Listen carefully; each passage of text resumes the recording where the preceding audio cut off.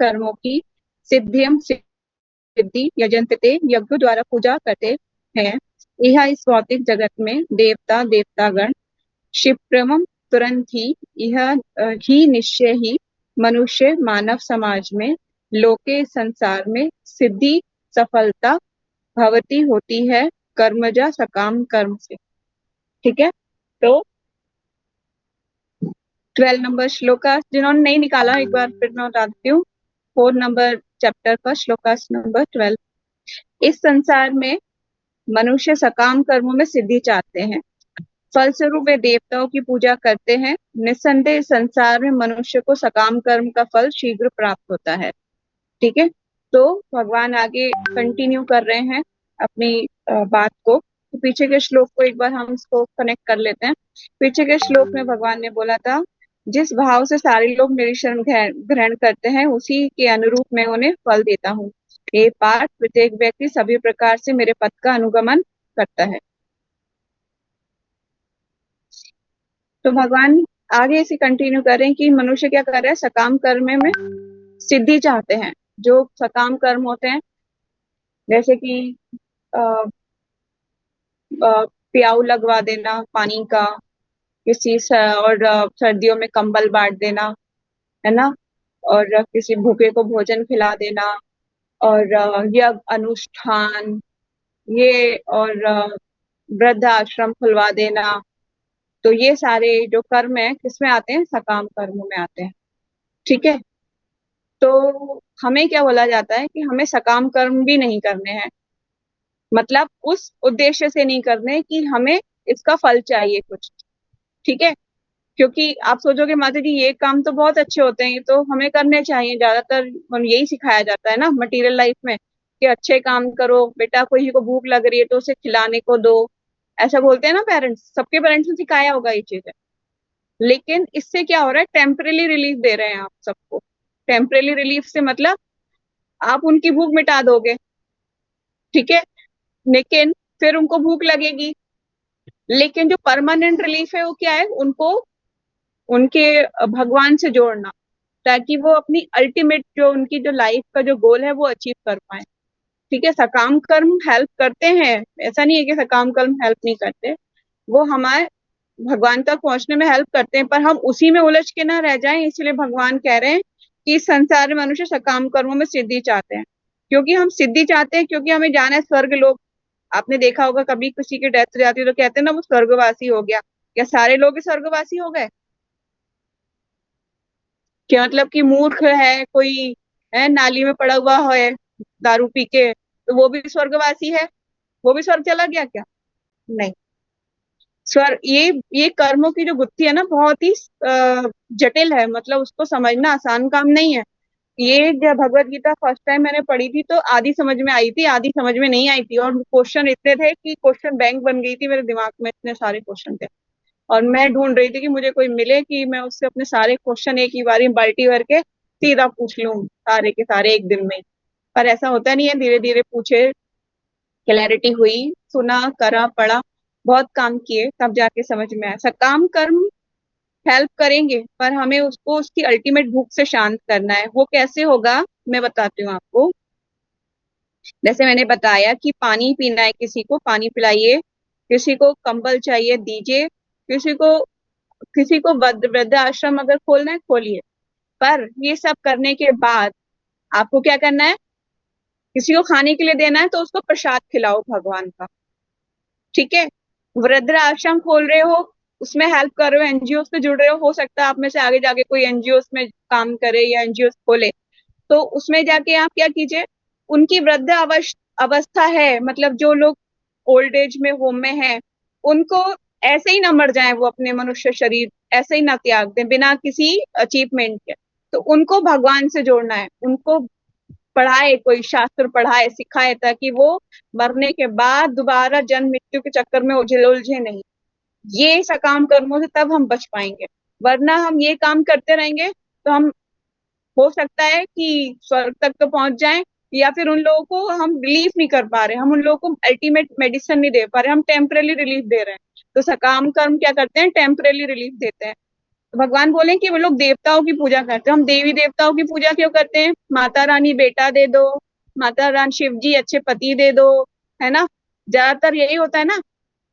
देखो ज्यादा से ज्यादा 99% लोग यही करते हैं, यही करने के लिए जाते हैं। देख शादी के बाद जो है ना, सास ससुर क्यों भेजते हैं, माता रानी वैष्णो देवी जाओ, वहां पे जाके अपनी मनौती मांग के आओ। इतने लोग चुनरी ले लेके बांधते हैं, पेड़ पूरा पेड़ ही भर देते हैं, बेचारा पेड़ ही टूट जाए इतनी सारी चुनरी बांध बांध के उसके ऊपर।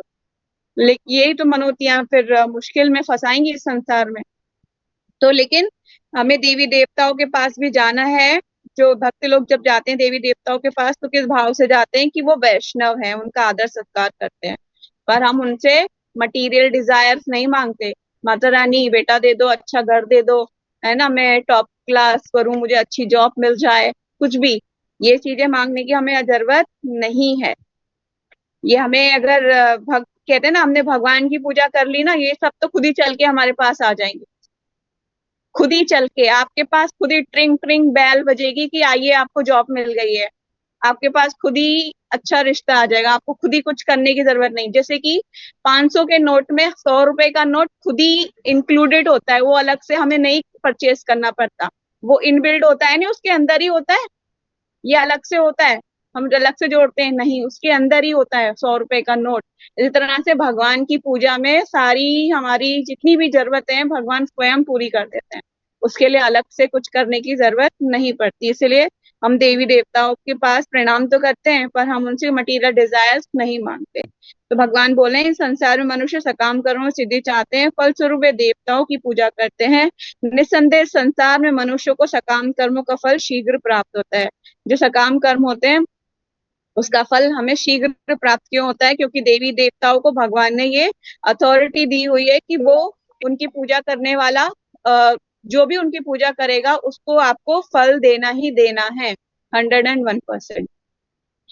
इस केस में मैं आपको एक पास्ट टाइम सुना सकती हूँ। अमोक लीला प्रभु जी एक बार डिस्कस कर रहे थे कि उनकी दो सिस्टर्स हैं, वो अकेले हैं, दो सिस्टर हैं उनकी, और वो अकेले मतलब लड़के हैं अपनी मम्मी पापा के। तो उनकी मदर को लड़का भी चाहिए था, पर उनके भाग्य में नहीं था। जोशी को दिखाया कि लड़का नहीं है आपके भाग्य में, उन्होंने मना किया।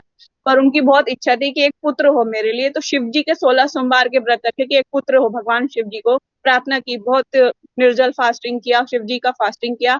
तो जोशी ने बोला आपके भाग्य में है नहीं, फिर भी आप जो है ये जो अनुष्ठान कर रही हैं इसका फल तो देव शिव जी जरूर देंगे। तो फिर उनको एक पुत्र की प्राप्ति हुई, शिव जी की पूजा करके। हनुम अमोक लीला प्रभु जी का जब जन्म हुआ तभी जोशी ने बोला कि ये पुत्र ना, आपको पुत्र सुख नहीं मिलेगा, इसका पुत्र सुख है ही नहीं आपके भाग्य में, जबरदस्ती आपने जो है शिव जी की प्रार्थना करके ले तो लिया, लेकिन इसका सुख नहीं मिलेगा आपको। तो वही हुआ कि अमोक लीला प्रभु जी जो है अपना घर छोड़ के, अच्छी जॉब छोड़ के, अपने लविंग पेरेंट्स को छोड़ के फुल टाइम डिवोटी बन गए इस्कॉन में। तो कहने का मतलब ये क्यों कहे थे कि मेरे माता पिता के भाग्य में था नहीं पुत्र, फिर भी उन्होंने पुत्र चाहा। लेकिन उसके बाद क्या हुआ, मेरा आध्यात्मिकता की तरफ ज्यादा रुझान था, तो मैं इस्कॉन ज्वाइन कर लिया। कहने का मतलब ये है कि कितनी कोशिश आप कर लो देवी देवताओं से कुछ भी मांगने की, वो दे देंगे आपको, लेकिन आपको उसका सुख नहीं मिलेगा। क्यों? इसीलिए क्योंकि जबरदस्ती कोई चीज ली जाए तो वो हमें खुशी नहीं देती है।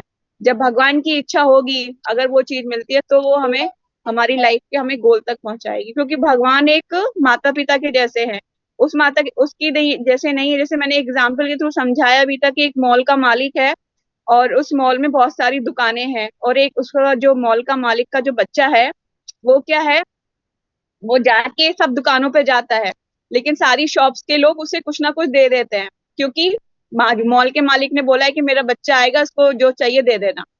तो जाता है वो, उसको जहां जहां पे जो जो चाहिए होता है ले लेता है। लेकिन कहने का मतलब ये कि किसने बोला, ये सब मालिक ने बोला हुआ है ऑलरेडी पहले से, सब दे रहे हैं ना वो, है ना। इसीलिए हमें अपने पिता से कुछ मांगना चाहिए, ना कि हमें देवी देवताओं से। हमें अगर कुछ चाहिए तो भगवान से मांगिए, वरना देवी देवताओं से मांगेंगे मिल तो जाएगा, पर वो हमें हमारे पिता के जैसे नहीं है ना। अब बच्चे को बताओ, किसी बच्चे को छींके आ रही हैं बहुत ज्यादा, उसे सर्दी लगी हुई है, और वो किसी शॉप पे जाता है पैसे लेके, उसको आइसक्रीम मांगता है, वो शॉप वाला अपनी आइसक्रीम बेचने के लिए उसको दे देगा, लेकिन जो अच्छे माता पिता हैं, माता पिता क्या कहेंगे, कहीं नहीं आइसक्रीम नहीं खाना, इसको जुकाम हो रहा है, इसको आइसक्रीम मत दो, है ना। माता पिता ही हमारा अच्छा और बुरा समझ सकते हैं, और कोई नहीं समझ सकता। इसलिए हमारे जो भगवान है, भगवान स्वयं श्री कृष्ण भगवान हमें ये समझा रहे हैं कि मैं ही तुम्हारा पिता हूँ। आगे जाके भगवान बोलेंगे मैं ही बीज प्रदाता पिता हूँ, मैं ही सब जीवात्माओं का। तो इसीलिए हमें भगवान से कामना करनी चाहिए, ना कि देवी देवताओं से। ठीक है, तो इसका एक बार प्रपोर्ट पढ़ लेते हैं। अभी मैंने आपको क्लियर कर दिया है, प्रपोर्ट पढ़ के और क्लियर हो जाएगा। चलिए तात्पर्य पढ़ लेते हैं। जगत गुरु शीला प्रभुपाद की जय। इस जगत के देवताओं के विषय में भ्रांत धारणा है, और विद्वत्ता का दंभ करने वाले अल्पज्ञ मनुष्य इन देवताओं को परमेश्वर के विभिन्न रूप मान बैठते हैं। क्या मान बैठते हैं? देवी देवताओं को सोचते हैं ये परमेश्वर के विभिन्न रूप हैं।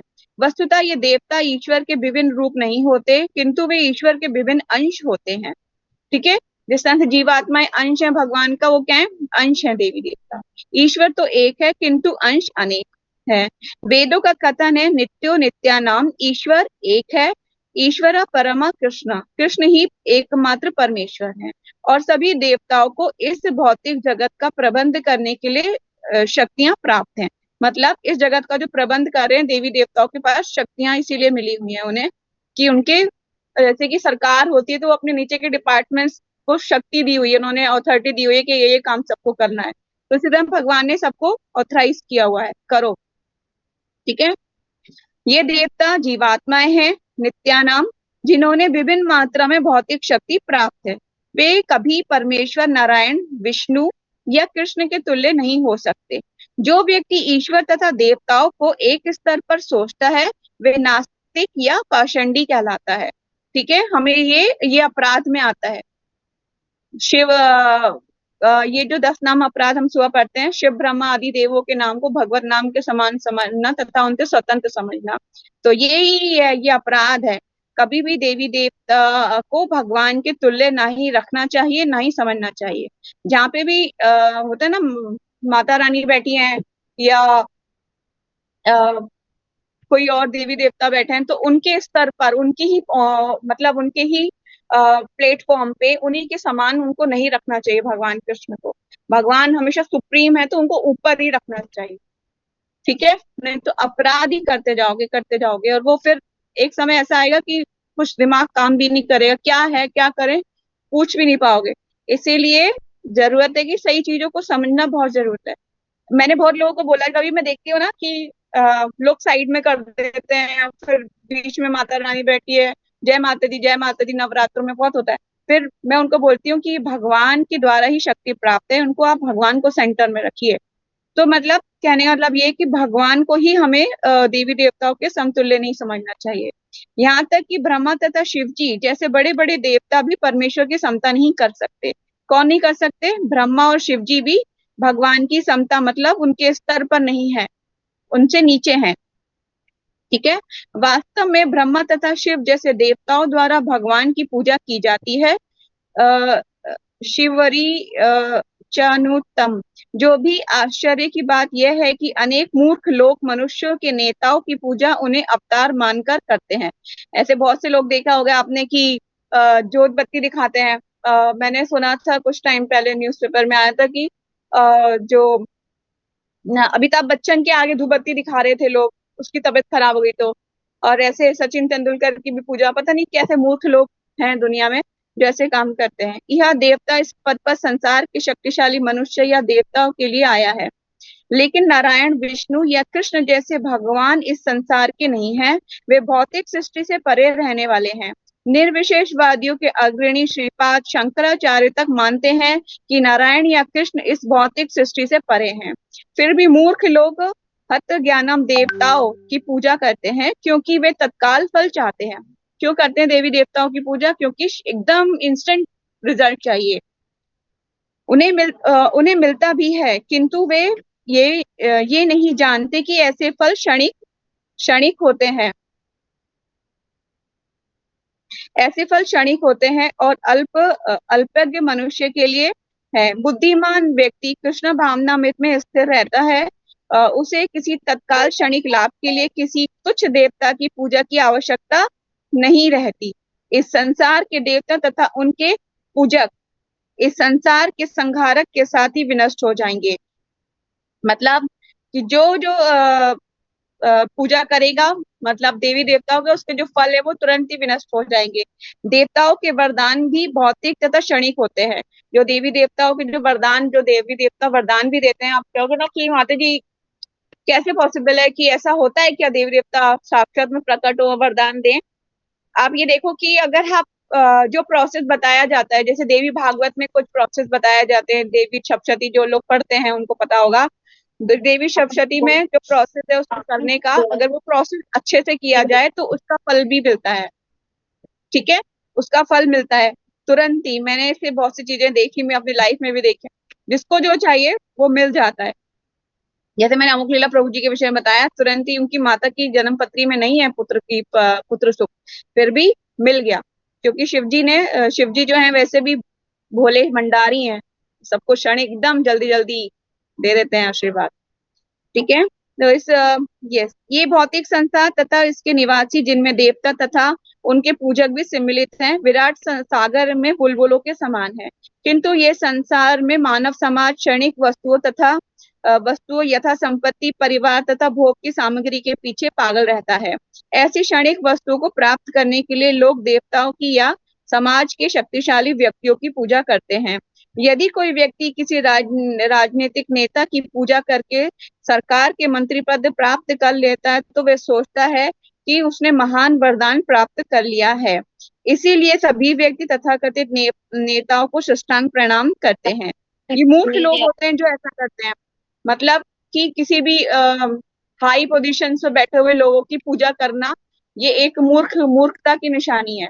ठीक है, उन्हें लगता है कि हम इन्हें प्रसन्न कर लेंगे तो हमारे सारे काम बहुत अच्छे से हो जाएंगे, पर ये मूर्ख है। हमारे शास्त्र कहते हैं कि हमें सबका सम्मान करना चाहिए, है ना, पर उनको भगवान को जैसा सम्मान देने की आवश्यकता नहीं है। हमें कोई अनम्यूट है तो प्लीज म्यूट कर लीजिए। हरे कृष्णा, हरे कृष्णा। आई थिंक रिम्पी माता जी आप अनम्यूट, थैंक यू। तो मतलब हमें जो नेता है उनको हमें प्रणाम करने की, ऐसे साष्टांग प्रणाम करने की कोई जरूरत नहीं है।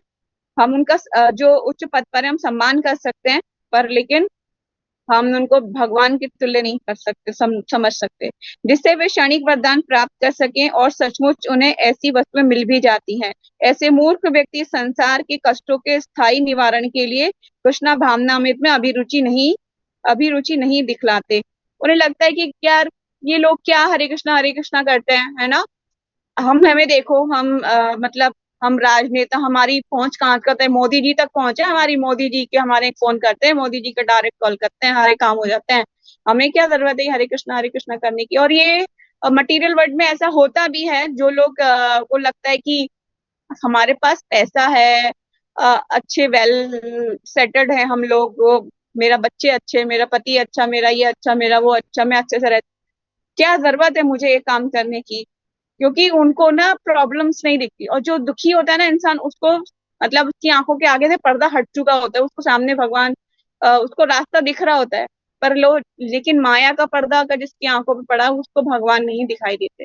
इसलिए जो भागवत शास्त्र बोलते हैं कि ना, जब हम इसलिए कुंती महारानी ने क्या किया, दुख मांगे भगवान से कि भगवान मुझे दुख दीजिए ताकि मैं आपको, आपकी और अच्छे से वर्शिप कर सकूं। क्यों, सुख आ जाएंगे ना, मैं सुखों में उलझ जाऊंगी, लेकिन आप दुख दोगे ना तो मुझे आपकी याद बनी रहेगी भगवान। तो मतलब कुंती महारानी की प्रेयर्स जो है ना, बहुत ही ज्यादा इंटेंस प्रेयर है। ऐसी प्रेयर्स हमें याद करनी चाहिए, भगवान को सुनानी चाहिए।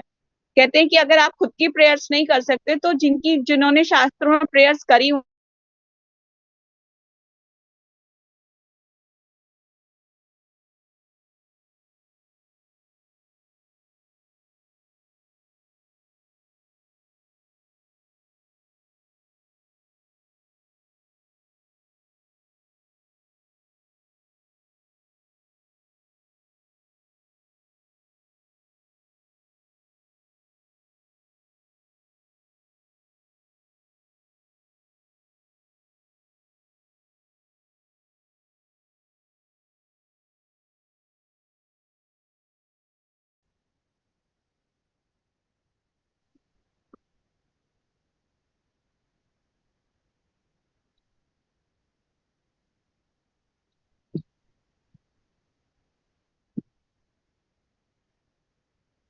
हाँ, लोग आगे चलो।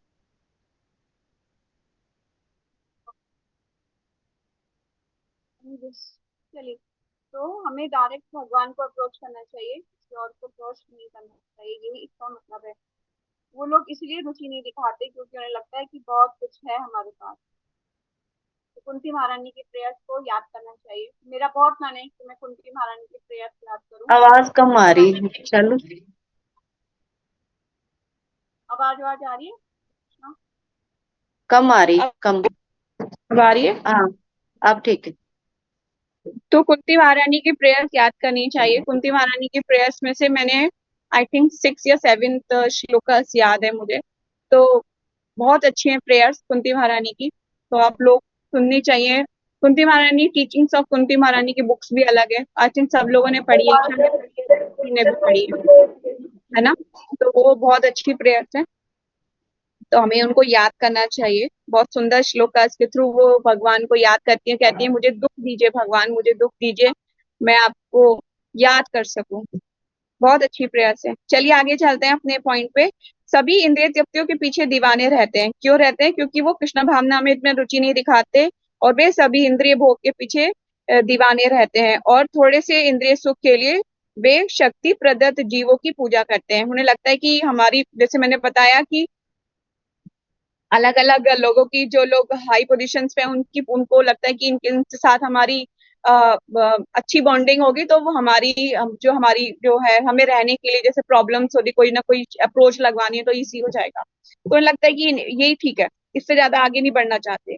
जिन्हें देवता कहते हैं, ये श्लोक इंगित करता है कि विरले ही लोग कृष्ण भावनामृत में रुचि लेते हैं।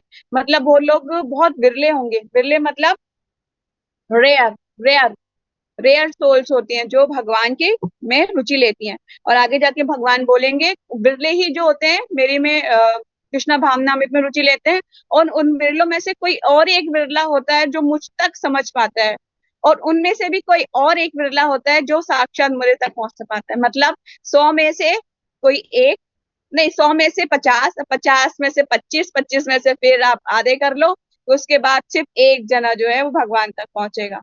तो मतलब कितना जटिल है पहुंचना, इतना आसान नहीं है। सबके साथ नहीं जा रही है, सारी आत्माएं नहीं जा रही है वैकुंठ तक, वहां तक सारी आत्माएं नहीं जा रही हैं। कुछ जो है, जैसे होता है ना, एक बचपन में मुझे याद है मेरे पापा ने ना हमें जिप्सी ला के दी थी। जिप जिप होती थी ना, वो उसमें चाबी भरो चलती थी जिप, जो क्या बोलते हैं, जिप्सी बोलते हैं, क्या बोलते हैं, एक वो होता है, गाड़ी होती है, जिप्सी होती है ना शायद वो। तो उसमें चाबी भर के वो चलाए थे। तो उसमें जितनी चाबी भरी जाती है उतनी ही दूर तक वो चलती थी। तो मैं तो उसमें खूब चाबी भरती थी, खूब चाबी भरती थी, चाबी तोड़ दी थी कई बार तो लेकिन कहने का मतलब ये है कि जितनी ही भक्ति जिसकी ही इंटेंस होगी, वो उतनी ही दूर तक आगे जाएगा।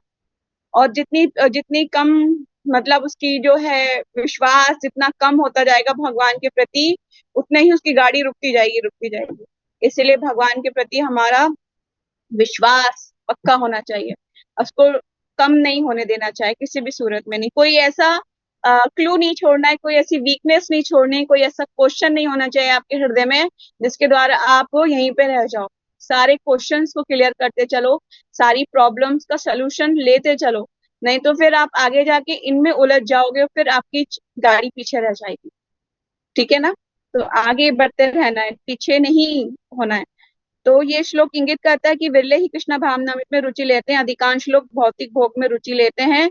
फलस्वरूप वे किसी ना किसी शक्तिशाली व्यक्ति की पूजा करते हैं। ठीक है, तो ये मैंने प्रपोर्ट कंप्लीट कर दिया। नेक्स्ट जयश्री, आप पढ़ोगे। यस मास्टर जी।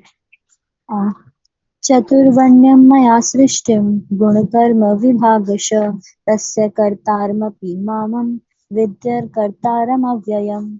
वर्णयम मानव समाज के 4 विभाग मया मेरे द्वारा सृष्टम उत्पन्न किए हुए, गुण गुण कर्म तथा कर्ता विभागश विभाजन के अनुसार, तस्य उसका कर्तारम जनक, अपि यद्यपि माम मुझको विधि जानो अकर्तारम ना करने वाले के रूप में, अव्ययम अपरिवर्तनीय को।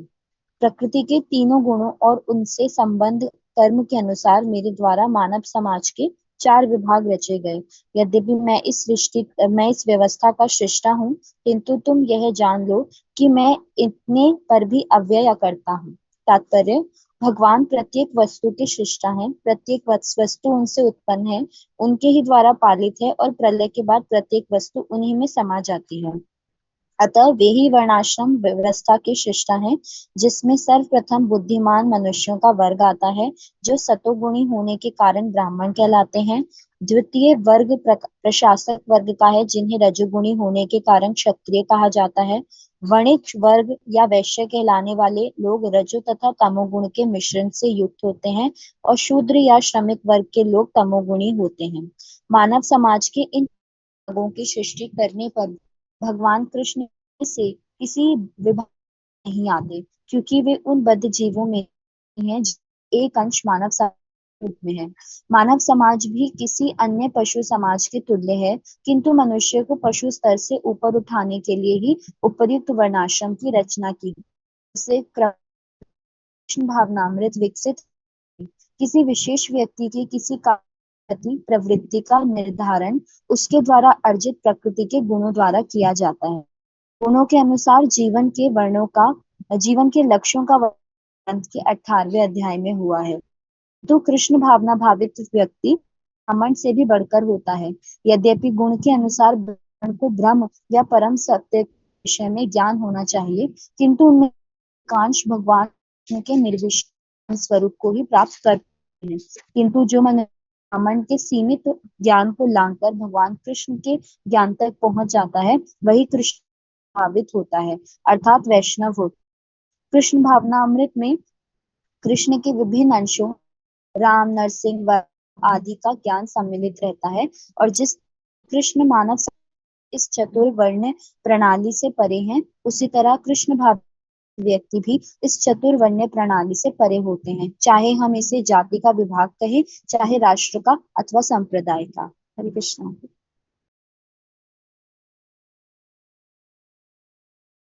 माता जी आप म्यूट हैं। हरे कृष्णा, सॉरी। इसमें जो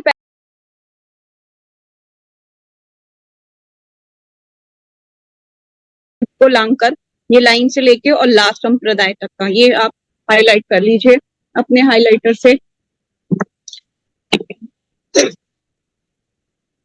क्योंकि आगे हम इसमें डिस्कस करेंगे कि इसमें है क्या क्या।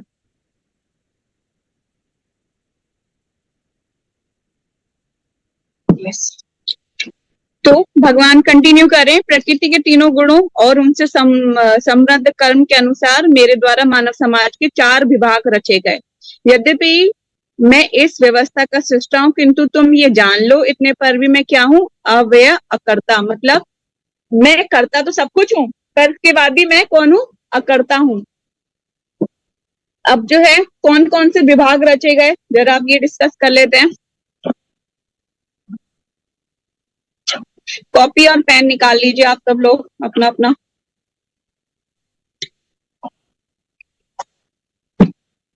तो पहला आता है ब्राह्मण। ठीक है, आपको ऊपर लिखना है मानव समाज के 4 विभाग, हेडिंग करनी है मानव समाज के 4 विभाग। लिखिए,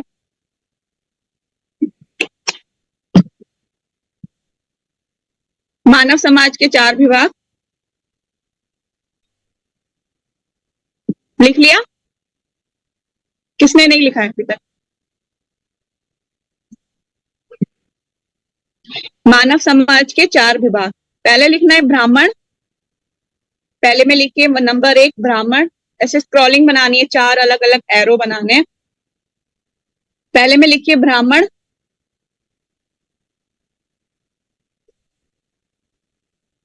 लिख लिया ब्राह्मण सबने? ब्राह्मण के नीचे लिखिए क्या, ये कौन सा वर्ग होता है? ये सतोगुणी वर्ग होता है, सतोगुण में होता है ब्राह्मण। तो ब्राह्मण सतोगुणी वर्ग, और नीचे उसके लिखिए ये, उसके नीचे लिखिए बुद्धिमान वर्ग। ये कौन सा? बुद्धिमान वर्ग भी होता है, सतोगुणी होता है और बुद्धिमान वर्ग होता है। और ये भगवान का क्या कहा जाता है? एरो बनाइए, मैं आपको दिखा देती हूँ, आपको शायद दिखे नहीं दिखे। ऐसे दिख रहा है आपको स्क्रीन पे? कुछ ऐसे बनाने एरो, जैसे मैंने बना रखे हैं। दिख रहा है ना, सबको दिख रहा है? ऐसे बना तो ब्राह्मण बुद्धिमान वर्ग है, सतोगुणी है, और नीचे एरो बना के लिखिए ये भगवान का मुख कहा जाता है, मुख। और जिनके पास भागवतम है, ये भागवतम के 2.5 चैप्टर के सॉरी भागवतम के सेकंड कैंटो के 37 श्लोकास का है ये। तो सेकंड पे लिखिए क्षत्रिय। क्षत्रिय जो होता है, कौन कहलाता है क्षत्रिय? वो रजोगुणी होता है। क्षत्रिय होता है रजोगुणी, रजोगुणी होता है, और ये प्रशासक वर्ग होता है, मतलब इनका काम होता है लड़ाई करना। क्षत्रिय का धर्म है देश की रक्षा करना, लड़ाई करना। प्रशासक वर्ग जिसको कहते हैं, जो वर्ड यूज किया हुआ है, और ये भगवान की भुजाएं हैं, मतलब आर्म्स, भगवान की भुजाएं। तो ये भगवान की भुजाएं कहलाते हैं। दूसरा, दो हो गए, तीसरे में आ जाइए वैश्य। वैश्य कौन होता है?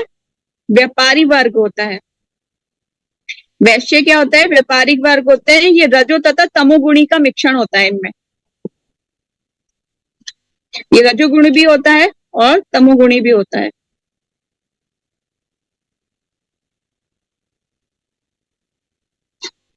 लिख लिया?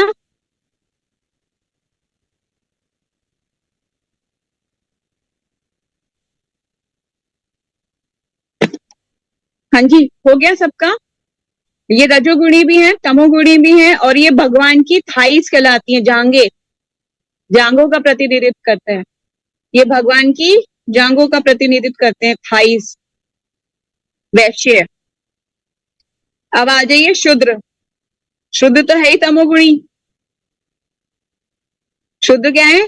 तमोगुणी है, श्रमिक वर्ग, इसको कहते हैं श्रमिक वर्ग। ठीक है, ये श्रमिक वर्ग होता है, और ये भगवान के पांव का प्रतिनिधित्व करते हैं, ये भगवान के पांव कहलाते हैं। तो ऐसे भगवान की पूरी बॉडी बन गई है। समझ में आ रहा है ना सबको? यस माता जी। तो ठीक है, तो ये चार विभाग भगवान ने रचे हैं, और इनके अंडर ही रह के मनुष्य को बोला गया है कि आप जो है कार्य कीजिए। वही तात्पर्य में प्रभुपाद जी बता रहे हैं। तो और एक बार मैं ये लास्ट पैराग्राफ और पढ़ देती हूँ कि किंतु जो ब्राह्मण जो मनुष्य ब्राह्मण के सीमित ज्ञान को लांघकर भगवान कृष्ण के ज्ञान तक पहुंच जाता है, वही कृष्ण भावना भवित होता है, अर्थात वैष्णव होता है। कृष्ण भावना में कृष्ण के विभिन्न अंशों या यथा राम, नरसिंह, वारा आदि इन का ज्ञान सम्मिलित रहता है, और जिस तरह कृष्ण मानव समाज की इस चतुर्वर्ण्य प्रणाली से परे है, उसी तरह से कृष्ण भावना भवित व्यक्ति भी इस चतुर्वर्ण्य प्रणाली से परे होता है। चाहे हम जाति क्या विभाग कहें या राष्ट्र, चाहे राष्ट्र अथवा संप्रदाय का, जो कृष्णा कॉन्शियसनेस में जो व्यक्ति होता है, वो इन चार विभागों से ऊपर होता है। समझ गए? उसका आप देखो ना, इस्कॉन में इतने सारे लोग हैं, पर हम कभी किसी से किसी की कास्ट नहीं पूछते, आप कौन सी कास्ट से हो, है ना? पूछते ही कोई? किसी से पूछा गया हो आप में से कोई तो डिस्कस कर सकता है कि आप कौन सी कास्ट से बिलोंग करते हो? पूछा किसी ने आपसे? नहीं। वो सिर्फ आपको यही बोलते हैं कि आप हरे कृष्णा महामंत्र का जप कीजिए, क्योंकि जब आप मंत्र का जप करेंगे तो आप चारों प्रणाली से ऊपर हो जाएंगे। मतलब एक भागवतम तो ये कहता है कि कुत्ते का मांस खाने वाला व्यक्ति भी अगर कृष्णा कॉन्शियसनेस को अपना ले, तो वो ब्राह्मण के पद से भी उच्च हो जाएगा और भगवान के धाम पहुंच जाएगा। ये सोच, इतनी बड़ी बातें बोली जाती हैं भागवतम में। तो समझ लीजिए कि भगवान आप किस, क्या मिला है आपको, मतलब आपको अनमोल हीरा मिला है, जिसको आप जो है व्यथा मत कीजिए, उसकी उसकी पोजीशन को समझिए, उसकी इंपॉर्टेंस को समझिए। नेक्स्ट श्लोकास ईशा पढ़ोगे?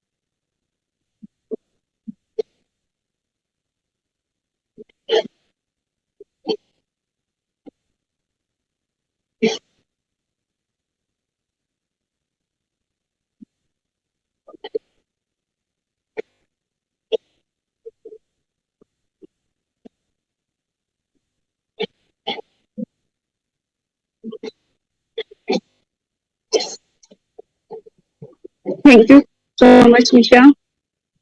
तो बहुत इंपॉर्टेंट है ये श्लोका, ठीक है। तो भगवान बोले हैं कि मुझ पर किसी कर्म का प्रभाव नहीं पड़ता, ना ही मैं कर्म फल की कामना करता हूँ। जो मेरे संबंध में सत्य को जानता है, वे सभी कर्मों के फल वे भी कर्म कर्मों के फल के पाश में नहीं बनता। मतलब बहुत इंपॉर्टेंट है कि भगवान पर एक तो किसी भी चीज का असर नहीं होता, समझ रहे हो। मतलब भगवान जो है, जैसे कि महाभारत में एक स्टोरी आती है जिसमें जो गंधारी है ना, वो भगवान को श्राप देती है कि जिस तरह से मेरे 100 पुत्रों की जो है वध हुआ है, आप कभी विनाश हो जाएगा, आपके भी पुत्रों का विनाश हो जाएगा। इस तरह से वो श्राप देती है, आपका भी वंश का विनाश हो जाएगा। तो भगवान पर कभी भी किसी श्राप का, किसी भी चीज का असर नहीं होता है, पहली बात ये। दूसरा, भगवान ने ये पूरी पृथ्वी, इस ब्रह्मांड का जो निर्माण किया है, जो 14 भुवनों का निर्माण किया, इसमें घटने वाली प्रत्येक घटना पर अगर कोई भगवान को बोले कि भगवान आपने मेरे साथ गलत किया और मैं आपको श्राप देता हूँ, जैसे मैंने अभी स्टोरी में बताया आपको, तो भगवान पर इस चीजों का असर नहीं होगा, ठीक है।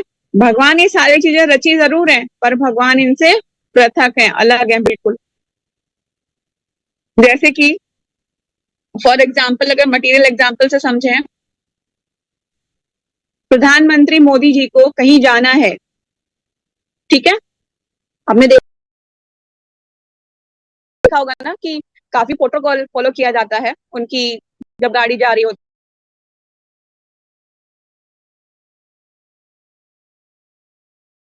है, वो जो रेड लाइट्स का जो रूल्स रेगुलेशन है वो उनपे लागू नहीं होता। उनकी गाड़ियों को नहीं रोका जाता।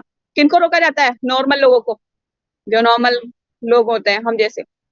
लेकिन उनको नहीं रोका जाता, क्यों? क्योंकि रूल बनाने वाला रूल के अंडर में नहीं आता। भगवान सुप्रीम है ना, तो वो कभी भी इन चीजों के अंडर में नहीं आते हैं, वो इनसे परे हैं। तो भगवान बोले मुझ पे किसी कर्म का प्रभाव नहीं पड़ता, ना ही मैं फल कर्म की कामना करता हूँ। मेरे संबंध में जो सत्य को जानता है, वे कभी भी कर्म के फल के पाश में नहीं बनता। भगवान सुप्रीम है, उनको कभी भी किसी चीज का कोई प्रभाव नहीं पड़ता है, ठीक है। तो भगवान अगर जो कुछ भी करते हैं, मनुष्य की लीलाएं, ऐसा कोई दिख सकता है आपको कि लीला हो रही है, भगवान को दुख हो रहा है, ये भगवान को माता यशोदा ने ओखल से बांध दिया था तो वो छोटे बच्चे बन के रो रहे थे, माता जी भगवान तो रो रहे थे, उन पर तो रो रहे थे। वो क्यों रो रहे थे? उनकी माँ ने उनको वो बांध दिया ओखल से। तो भगवान ऐसी लीला करते हुए दिख सकते हैं, पर भगवान को इन सब चीजों से प्रभाव नहीं पड़ता, ठीक है। तो वहां पर ये तात्पर्य में भी प्रभुपाद जी यही बताने का प्रयास कर रहे हैं। तो इसमें एक लाइन है जो आपको कैसे मिलेगी,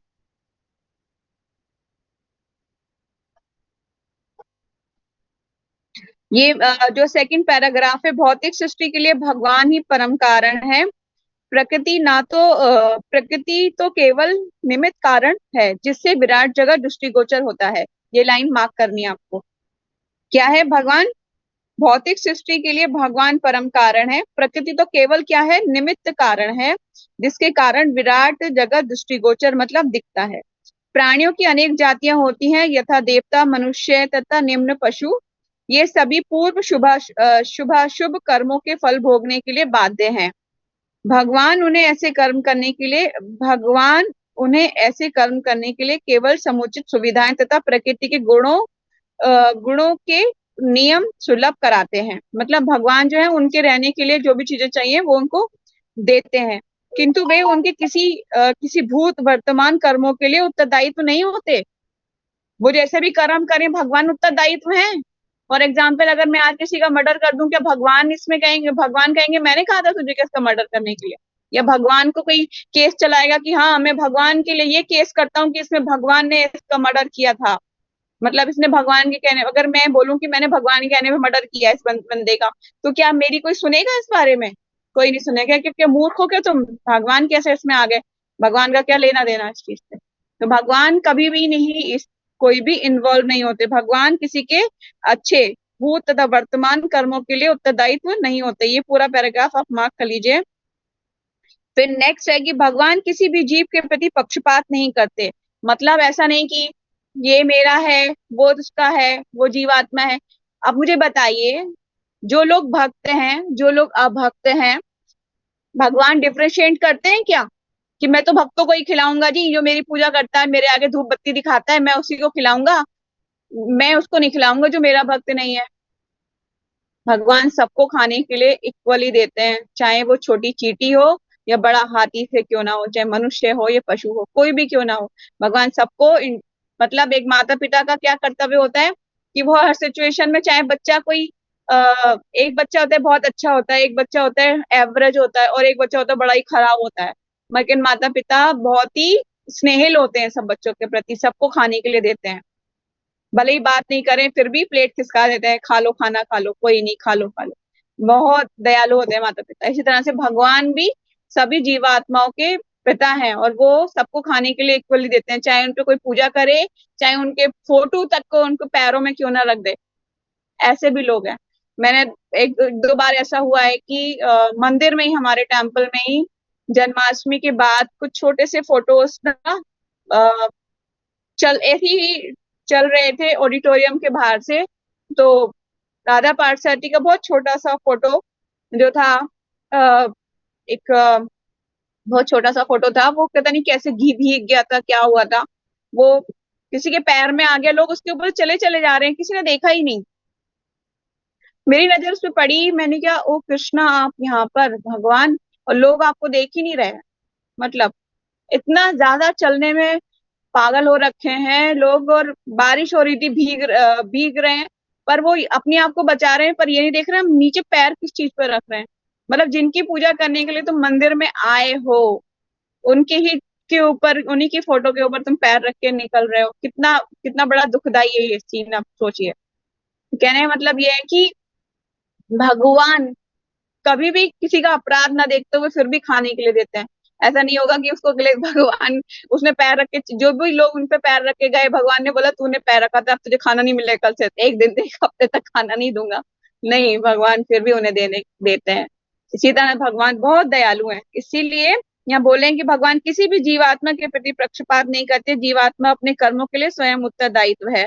भगवान उसे प्रकृति अथवा बहिरंग शक्ति के माध्यम से केवल सुविधा प्रदान करने वाले हैं। जो व्यक्ति इस कर्म नियमों की सारी बारीकों को भली भांति अवगत है, वे कर्म फल से प्रभावित नहीं होता। दूसरे शब्दों में, जो व्यक्ति भगवान के इन दिव्य स्वभाव से परिचित होता है, वे कृष्ण भावनामृत का अनुभवी होता है, अतः उस पर कर्म के नियम लागू नहीं होते। जो कृष्ण भावनामृत में होता है वे अनुभवी होता है, उससे कर्म के नियम लागू नहीं होते। अब इसमें कॉन्ट्राडिक्शन है। भक्त भी, लोगों से भी गलती होती है, पर भगवान वो जो है उनको सुधारते रहते हैं, माया के भगवान किसी ना किसी को भेजेंगे उसको सुधारने के लिए। ठीक है, तो कृष्ण भावनामृत अनुभवी कर्म, अतः उस पर कर्म का नियम लागू नहीं होते। जो व्यक्ति भगवान के दिव्य स्वभाव को जानता है, वे सोचता है कि भगवान के कार्यकलाप सामान्य व्यक्ति की तरह कर्म फल के लिए होते हैं, वे निश्चित रूप से कर्म फल से बंध जाता है। किंतु जो परम सत्य को जानता है, कृष्ण भावनामृत में मुक्त जीव है। भगवान को जानने वाला ही कौन है? मुक्त है, मुक्त है। लेकिन भगवान को जानना आसान काम नहीं है। भगवान एक समुद्र, विशाल समुद्र के समान है, जो बहुत गहरा है, और हम उस समुद्र की कौन है? छोटी सी नन्ही सी मछली की जैसे हैं, जो इतने बड़े समुद्र की था को नहीं पा सकती। इसलिए भगवान को समझ पाना पता नहीं कितने जन्म लग सकते हैं, और अगर गुरु की कृपा हुई तो हो सकता है कि हम गुरु, हमें क्या आता है ना, एक प्रभुपाद जी ने को कुछ उनके शिष्यों ने बोला था कि Prabhupada, we don't have a much punya karmas, हमारे पास नहीं है इतने पुण्य कर्मास कि हम भगवान के धाम जा पाए। तो प्रभुपाद ने क्या बोला? जस्ट होल्ड माई धोती, और मैं आपको कहाँ ले जाऊंगा? भगवत धाम ले जाऊंगा। मेरी धोती पकड़ लेना, और please catch my dhoti and just I will be, मैं कहाँ ले जाऊंगा? भगवत धाम ले जाऊंगा तुमको। तो बहुत ही है, गुरु की अगर कृपा हुई तो शायद हम उनकी धोती पकड़ के पहुंच जाए भगवत धाम। पर हमारे खुद के एफर्ट से तो मैं तो बिल्कुल नहीं जा सकती। हाँ, आप लोग शायद पवित्र आत्माएं चले जाएं, पर मेरे तो कोई चांस नहीं है कि मैं जा पाऊँ। लेकिन हाँ, गुरु की अगर कृपा हुई तो मैं धोती पकड़ के उनकी जरूर चली जाऊंगी, प्लीज। होता है ना छोटे बच्चे, क्या होता है, जैसे पापा होते हैं ना, छोटे बच्चे पापा के हाथों से ही लटक जाते हैं, देखा होगा आपने। हाथ पकड़ के भी लटक जाते हैं, पापा हाथ ऊपर कर लेते हैं ऐसे। तो ऐसे ही हम गुरु को हम धोती पकड़ लेंगे, Guru Maharaj please please please. लेकिन मुझे लगता है कि कितने कितने और लोग हैं धोती पकड़ने के लिए, पर मेरा नंबर आएगा कि नहीं आएगा, है ना। तो देखते हैं, बाकी गुरु की जो कृपा होगी जिसके हाथ से। नेक्स्ट श्लोक का 15 नंबर, डिम्पल आप पढ़ोगे। एवं गित्वा कृतकर्मा।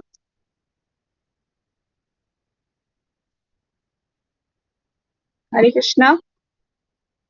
यस यस माता जी। हरे कृष्ण माता जी। हरे हाँ हाँ,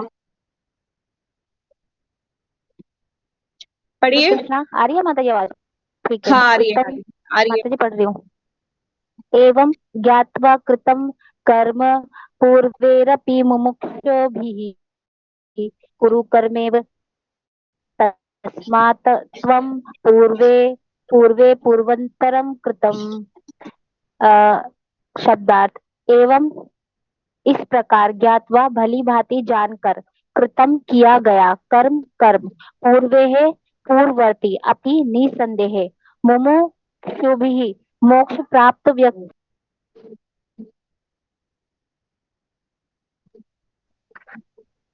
मोक्ष प्राप्त व्यक्तियों द्वारा कुरु करो कर्म स्वधर्म नियत कार्य एवं एव निश्चय ही तस्मात् एतव त्वं तुम पूर्वे पूर्वे पूर्ववर्तियों द्वारा पूर्वतरम प्राचीन काल में कृतम संपन्न किया गया।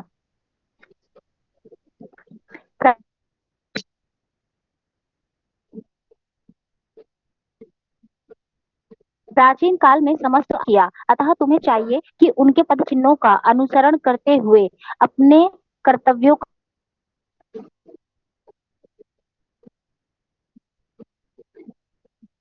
का पालन करो। तात्पर्य में दूषित विचार भरे रहते हैं और कुछ भौतिक दृष्टि से स्वतंत्र होते हैं। कृष्ण भावना अमृत इन दोनों श्रेणियों के व्यक्तियों के लिए समान रूप से लाभप्रद है। जिनके मनों में दूषित विचार भरे हैं उन्हें चाहिए कि भक्ति के अनुष्ठानों का पालन करते हुए क्रमिक शुद्धिकरण के लिए कृष्ण भावना अमृत को ग्रहण करें, और जिनके मन पहले से ही अशुद्धियों से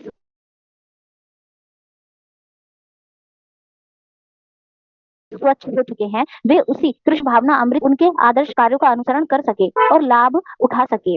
मूर्ख व्यक्ति या कृष्ण भावना अमृत में नव दीक्षित प्रायः कृष्ण भावना अमृत का पूरा ज्ञान प्राप्त किए बिना कार्य से विरत होना चाहते हैं, किंतु भगवान ने युद्ध क्षेत्र के कार्य से विमुख होने होने की अर्जुन की इच्छा का समर्थन नहीं किया। आवश्यकता इस बात की है कि यह जाना जाए कि किस तरह कर्म किया जाए। कृष्ण भावना अमृत के कार्यों से विमुख होकर एकांत में बैठकर कृष्ण भावना अमृत का प्रदर्शन करना कृष्ण के लिए कार्य में रत होने की अपेक्षा कम महत्वपूर्ण है। यहाँ पर अर्जुन को सलाह दी जा रही है कि वह भगवान के अन्य पूर्व शिष्यों यथा सूर्य देव विवस्वान के पद चिन्हों का अनुसरण करते हुए कृष्ण भावना अमृत में कार्य करे। अतः वे उसे सूर्य देव के कार्य को संपन्न करने के लिए आदेश देते हैं, जिसे सूर्य देव ने उनसे लाखों वर्ष पूर्व सीखा था। यहाँ पर भगवान कृष्ण के ऐसे सारे शिष्यों का उल्लेख पूर्ववर्ती मुक्त पुरुषों के रूप में हुआ है, जो कृष्ण द्वारा नियत कर्मों को संपन्न करने में लगे हुए थे। Thank you so much Dimple. मेरी आवाज आ रही है? हरे कृष्ण। यस माता जी आ रही है। ओके, चलिए। प्राचीन काल में समस्त मुक्त आत्माओं ने भगवान बोले हैं कि मेरी दिव्य प्रकृति को जानकर ही कर्म किया था, तुम्हें चाहिए कि उनके पद चिन्हों का अनुसरण करते हुए अपने कर्तव्य का पालन करो। मतलब जिन जिन लोगों ने भगवान के पद चिन्हों का अनुसरण किया है उनका ही भगवान कह रहे हैं कि उनका अनुसरण करते हुए अपने कर्तव्य का पालन करो। उनको देखो वो कैसे करते हैं।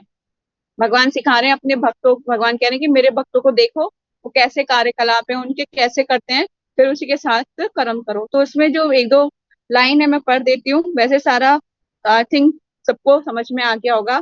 पढ़ देती हूँ कि मनुष्य की दो श्रेणियां हैं, कुछ को मनो में दूषित विचार भरे रहते हैं और कुछ को भौतिक सृष्टि से स्वतंत्र होते हैं।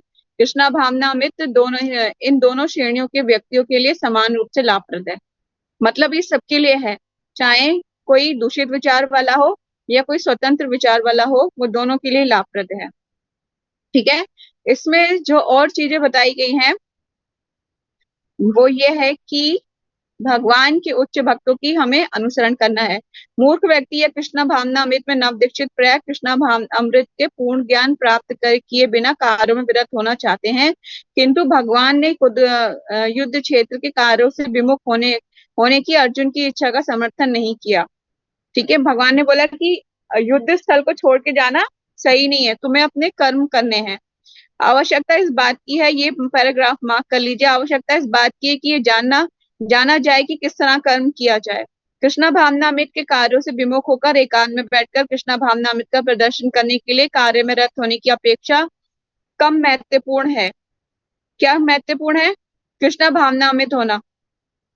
यहाँ पर अर्जुन को सलाह दी जा रही है कि वे भगवान के अन्य पूर्व शिष्यों तथा सूर्य व्यवसान के पद चिन्हों का अनुसरण करते हुए कृष्णा भावनामृत में कार्य करें। अतः उसे सूर्यदेव के कार्यों को संपन्न करने के लिए आदेश देते हैं, और जैसे सूर्यदेव ने लाखों वर्ष पूर्व सीखा था।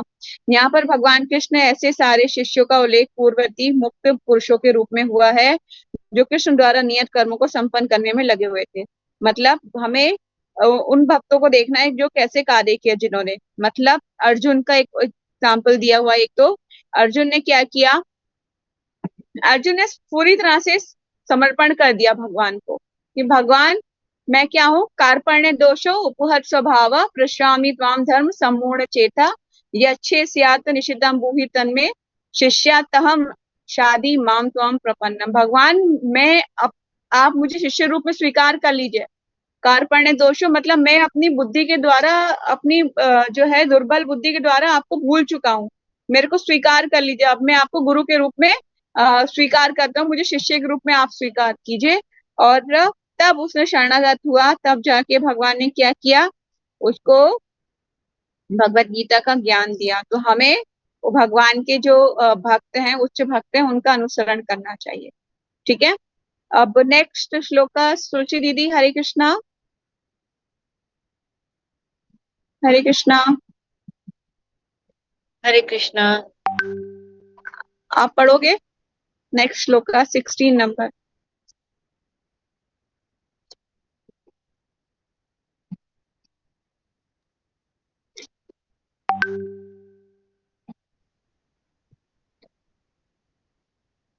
किम करम किम अकरम इति कवय अपि अन मोहिता तत् ते करम प्रवक्ष्यामि यत् गत्वा मोक्ष्यमे अशुभात्। किम क्या, करम करम, किम क्या है, अकरम अकरम निष्क्रियता इति इस प्रकार कवय बुद्धिमान अपि भी अत्र इस विषय में मोहिता मोहग्रस्त रहते हैं।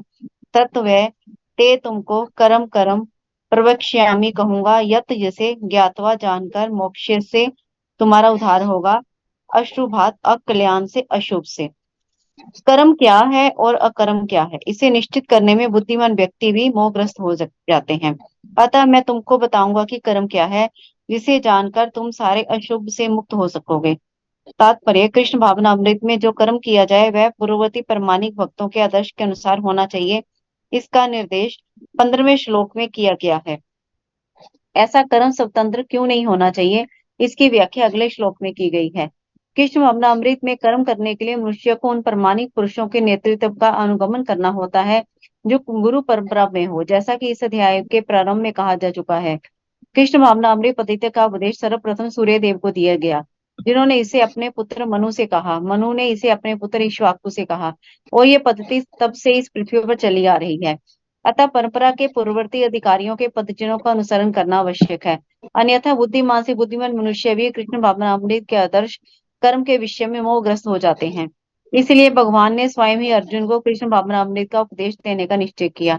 अर्जुन को साक्षात भगवान ने शिक्षा दी, अतः जो भी अर्जुन के पदचिन्हों पर चलेगा वह कभी मोहग्रस्त नहीं होगा। कहा जाता है कि अपूर्ण प्रायोगिक ज्ञान के द्वारा धर्म पथ का निर्णय नहीं किया जा सकता। वस्तुतः धर्म को केवल भगवान ही निश्चित कर सकते हैं। धर्म तो साक्षात भगवत प्रणीतम। अपूर्ण चिंतन द्वारा कोई किसी धार्मिक सिद्धांत का निर्माण नहीं कर सकता। मनुष्य को चाहिए कि ब्रह्मा, शिव, नारद, मनु, चारों कुमार, कपिल, प्रहलाद, विषम, शुकदेव गोस्वामी, यमराज, जनक तथा बलि जैसे महाराज जैसे महान अधिकारियों के पद चिन्हों का अनुसरण करें। केवल मानसिक चिंतन द्वारा ये निर्धारित करना कठिन है कि धर्म या आत्म साक्षात्कार क्या है। अतः भगवान अपने भक्तों पर हेतु की कृपावश स्वयं ही अर्जुन को बता रहे हैं कि कर्म क्या है और अकर्म क्या है। केवल कृष्ण भावना अमृत में किया गया कर्म ही मनुष्य को भवबंधन से उबार सकता है। Hare Krishna. Thank you so much. तो भगवान बता रहे हैं कि कर्म क्या है अकर्म क्या है इस निश्चित करने में बुद्धिमान व्यक्ति भी मोहग्रस्त हो जाते हैं। ये सही बात है। अतः मैं तुमको बताऊंगा कि कर्म क्या है जिससे जानकर तुम आ, सारे अशुभ से मुक्त हो सकोगे। तो अब हम चलेंगे कि कर्म और कर्म की प्रणाली पर, कि बहुत इंपॉर्टेंट है। ठीक है। तो अभी जो इसके प्रपोर्ट में बताया गया है, प्रभुपाद जी बताने का प्रयास कर रहे हैं गुरु परंपरा के द्वारा। आप समझिए कि कर्म की प्रणाली के बारे में। दूसरा, इसमें ना 12 महाजनों की बात बताई गई है। मैंने कुछ पिछली क्लासेस में आपको 12 महाजन नोट कराए थे। ठीक है। जिनके नोट नहीं हुए हैं वो इस पैराग्राफ में मार्क कर सकते हैं। सेकंड पैराग्राफ में मनुष्य को चाहिए ये लाइन जो है। और इसमें ब्रह्मा शिव नारद मनु, चार कुमारों कपिल प्रहलाद भीष्म, ये 12 नाम दिए हुए हैं। ये 12 महाजन हैं। ये भगवान के शुद्ध भक्त हैं। इनकी स्टोरीज आपको श्रीमद् भागवतम और अनेक अनेक शास्त्रों में मिलेगी। ठीक है। इनके पद चिन्हों का अनुसरण करने के लिए बोला जा रहा है शास्त्रों में। प्रभुपाद जी तात्पर्य में भी बोल रहे हैं।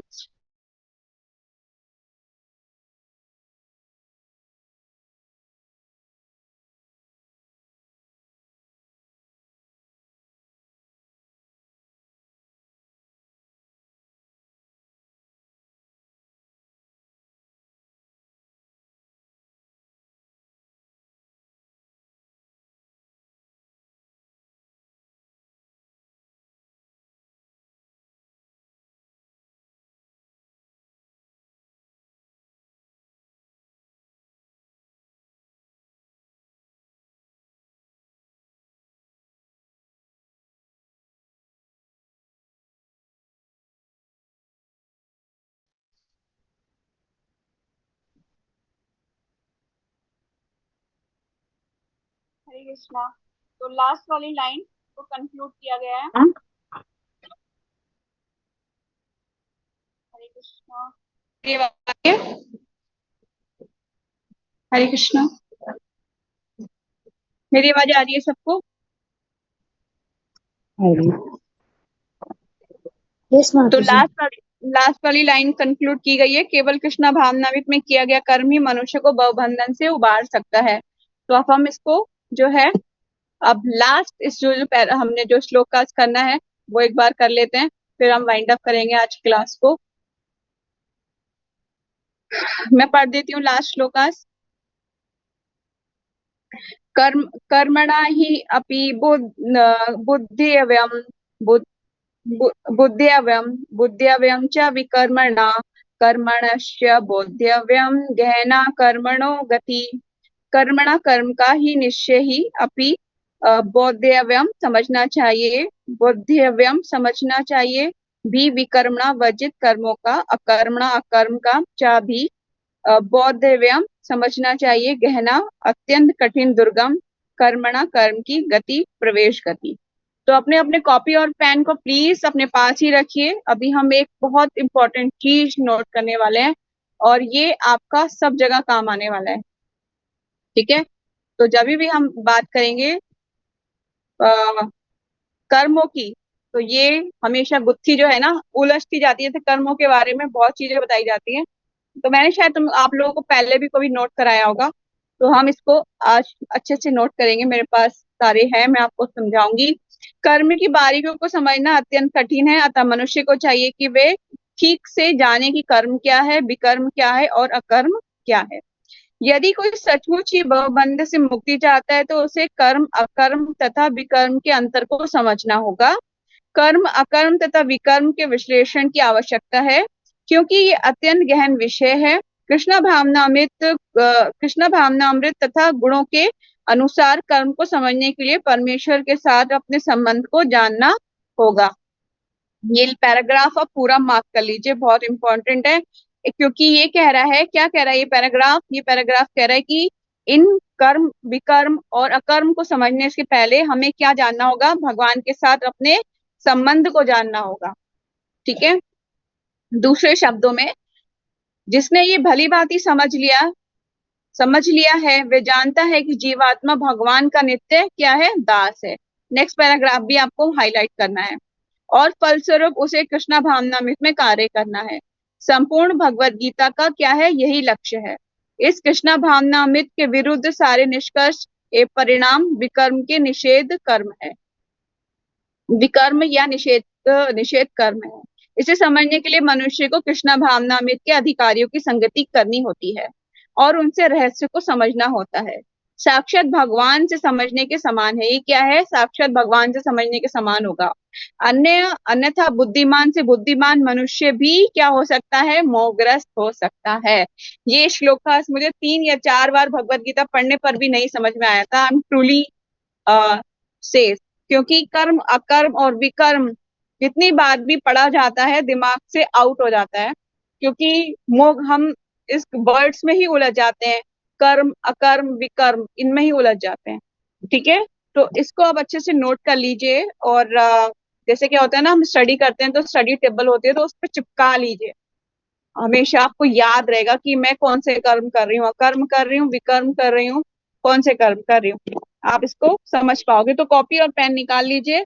कर्म के प्रकार लिखिए पहले कि कर्म के प्रकार, और 3 एरो बनाइए। कर्म के प्रकार लिखने के बाद 3 एरो बनाइए। बना लिए सबने एरो? ठीक है, पहले पहले नंबर 1 में लिखिए कर्म, नंबर 2 में अकर्म और नंबर 3 में विकर्म।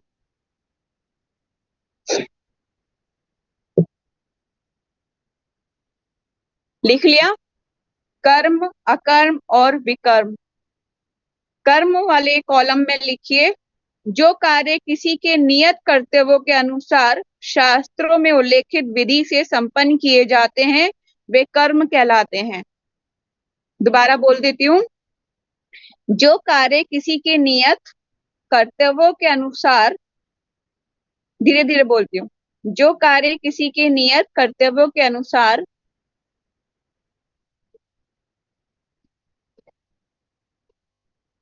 लिख लिया? जो कार्य किसी के नियत कर्तव्यों के अनुसार शास्त्रों में उल्लेखित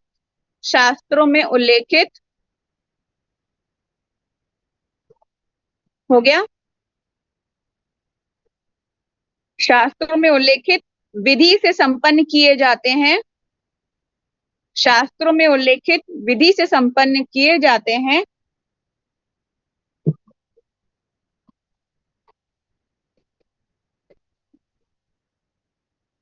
हो गया? सबका हो गया? शास्त्रों से उल्लेखित विधि से संपन्न किए जाते हैं वे क्या कहलाते हैं, कर्म कहलाते हैं। मतलब जो काम आप शास्त्रों के नियत के अनुसार कर रहे हैं, शास्त्रों के अनुसार कर रहे हैं, वे कर्म कहलाते हैं। सिंपल लैंग्वेज में ऐसे भी लिख सकते हो। नेक्स्ट में चले। अकर्म। अकर्म वाले कॉलम में लिखिए जो कर्म मनुष्य को जन्म मृत्यु के चक्र से मुक्त कराते हैं वे अकर्म कहलाते हैं। जो कर्म मनुष्य को जन्म और मृत्यु के चक्र से मुक्त कराते हैं वे अकर्म कहलाते हैं।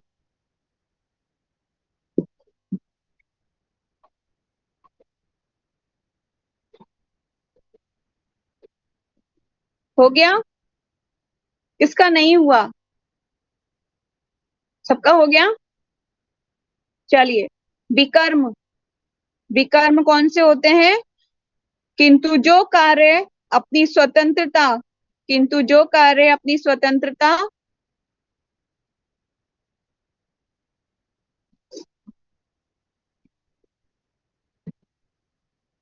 किंतु जो कार्य अपनी स्वतंत्रता का दुरुपयोग करके संपन्न किए जाते हैं किंतु जो कार्य अपनी स्वतंत्रता का दुरुपयोग करके संपन्न किए जाते हैं, मतलब हमारी जो स्वतंत्रता है उसका दुरुपयोग करके संपन्न किए जाते हैं, जिससे अधम योनियों में जाना पड़ता है वे विकर्म कहलाते हैं। मतलब घृणित कार्य। दोबारा पढ़ देती हूँ। किंतु जो कार्य अपनी स्वतंत्रता का दुरुपयोग करके संपन्न किए जाते हैं और जिससे अधम योनियों में जाना पड़ता है, वे विकर्म कहलाते हैं। हो गया सबका? किसी का रहा तो नहीं? तो बहुत अच्छे से समझ में आ गया कि कर्म का मतलब होता है जो कार्य हम शास्त्रों के अनुसार, शास्त्रों में उल्लेखित विधि के अनुसार संपन्न किए जाते हैं, वे कर्म है। मतलब शास्त्रों के अनुसार जो हम कार्य कर रहे हैं वे सिर्फ कर्म है। ठीक है। लेकिन जो कर्म मनुष्य को जन्म और मृत्यु के चक्र से मुक्त करते हैं वे अकर्म कहलाते हैं। मतलब कृष्णा कॉन्शियसनेस में जो हम कार्य कर रहे हैं, भोग लगा के खाना, भगवान का नाम का उच्चारण करना, शास्त्रों को पढ़ना, ये हमें जन्म और मृत्यु के चक्र से मुक्त मुक्त कर रहे हैं, तो ये कौन से कर्म में आ गए? अकर्म में। ठीक है।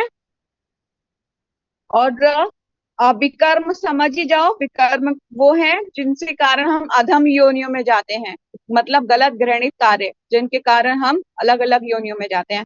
तो यहाँ पर आज हमने इसको कंप्लीट करा। किसी का कोई क्वेश्चन है, डाउट है तो पूछ सकते हैं। इससे आगे हम नेक्स्ट वीक करेंगे। आज के लिए इतना ही बहुत है। किसी का कोई डाउट है, क्वेश्चन? यस माता जी, एक क्वेश्चन था मेरा। हाँ जी। माता जी, जैसे कि आपने बताया था कि भगवान बोलते हैं, मतलब अगर कोई मर्डर कर देता है और भगवान बोलते हैं कि मैंने थोड़ी ना बोला है कि तुमको मर्डर करना था। लेकिन काफी बार ऐसे लोग बोलते हैं ना कि जो होता है वो भगवान की इच्छा से होता है। मतलब भगवान थोड़ी ना चाहेंगे कि कोई मर्डर करे।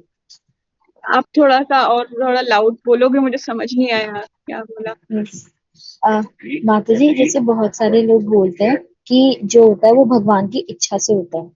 तो अगर कोई हम्म। मर्डरर है तो मर्डर करे, और जब उसको सजा देने की बारी आए तो वो अगर ये काउंटर करे कि जो होता है भगवान की इच्छा से होता है, तो ये मर्डर भी भगवान की इच्छा से ही हुआ है। तो मतलब ये ऐसा बोला जा सकता है ना कि जो मैंने नहीं, मर्डर किया। ऐसे कैसे भगवान? अच्छा, उसने किसी का मर्डर करा, ये होता है भगवान की इच्छा से होता है? नहीं नहीं। वो उसने जो कार्य किया है, मतलब सपोज फॉर एग्जांपल मैं किसी का मर्डर कर रही हूँ, तो अब मैंने क्यों मर्डर किया उसका, उसके पीछे लॉजिक तो है ना। उसके पीछे ये है कि वो मेरा कहना नहीं मान रहा था, या फिर वो मेरा दुश्मन है तो मैंने उसको मार डाला। तो उसमें भगवान की इच्छा कहाँ से आ गई? इसमें तो मेरी इच्छा हुई ना। भगवान की इच्छा से कुछ नहीं होता।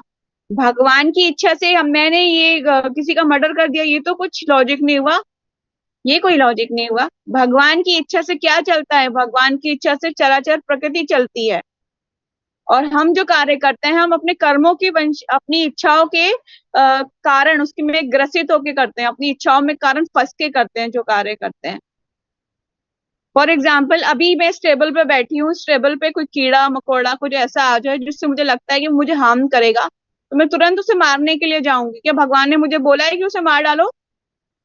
नहीं बोला। तो इसमें भगवान की इच्छा कहाँ से आ गई?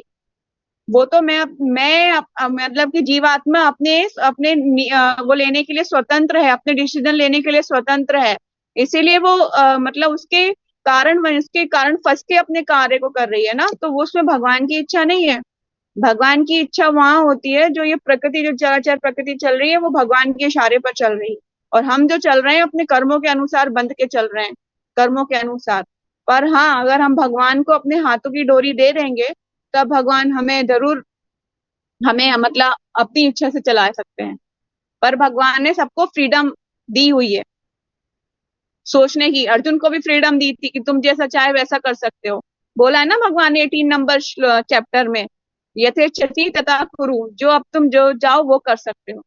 भगवान ने इतनी फ्रीडम दी हुई है। हमारे पास दो रास्ते होते हैं, टीवी देखूं या चैंटिंग करूं, मॉल जाऊं या मंदिर जाऊं, है ना, सो जाऊं या फिर शास्त्रों का अध्ययन करूं। भगवान ने फ्रीडम दी हुई है। चूज, आपको चूज करना है, आपको क्या करना है। फ्रीडम आपके पास है।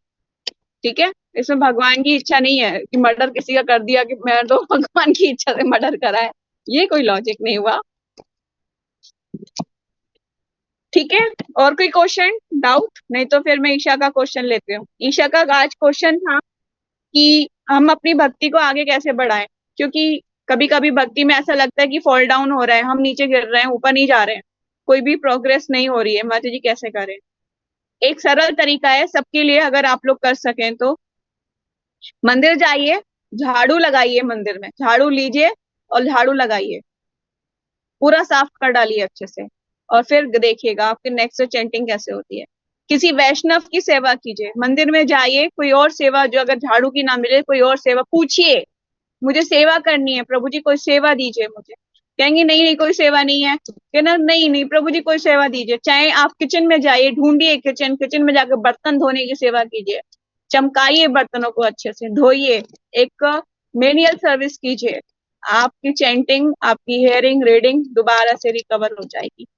ठीक है, जब हम किसी के प्रति अपराध कर देते हैं या फिर हमारे मानसिक अपराध भी तो कई तरीके के होते हैं ना, एक हम फिजिकल अपराध करते हैं, एक मानसिक तौर पर अपराध करते हैं।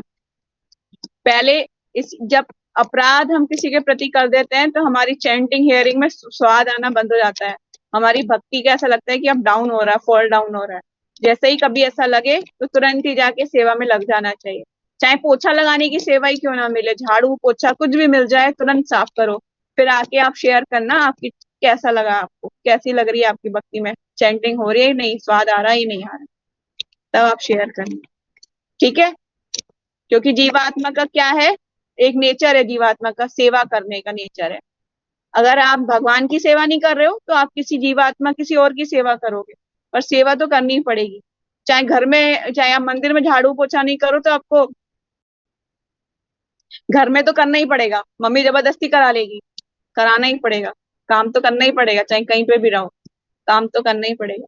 इसलिए भगवान की सेवा करके करोगे तो ज्यादा अच्छा है, भगवान की सेवा मंदिर में जाके, ये एक बहुत अच्छा तरीका है, पता है, अपनी अपनी अपने आप को पता चल जाता है, फिर अपनी चैंटिंग देखना कितना स्वाद आएगा चैंटिंग में, सेवा करने के बाद बहुत स्वाद आता है झाड़ू पोछा लगाने से। मैं तो ये कर चुकी हूँ तो मुझे मालूम है। किसी वैष्णव की सेवा करो, कोई हो वैष्णव, मंदिर में आप जैसे ईशा के पास near by temple, Dwarka temple है, वहां पे जाके सेवा के लिए पूछ सकते हो, या फिर ईस्ट ऑफ कैलाश आ सकते हो, सेवा के लिए पूछो, बात करो, करो सेवा। ठीक है, तुलसी महारानी की सेवा करो, तुलसी महारानी की सेवा कर सकते हो, तुलसी के प्लांट्स लगाओ, सेवा करो उनकी। ठीक है, तो ऐसे सेवा करके आपकी भक्ति में आप शेयर करना, आप सबके सामने आपको जब अगर सेवा करोगे कोई भी तो आप शेयर करना, ताकि वो लोग भी आपसे इंस्पायर्ड होंगे, उन्हें पता चलेगा कैसे भक्ति में फॉल डाउन होता है, सबका होता है, तो कैसे आगे बढ़ना है। ठीक है, तो और किसी का कोई क्वेश्चन डाउट है? नहीं तो वाइंड अप करते हैं, 8:07 हो गए। हरे कृष्णा।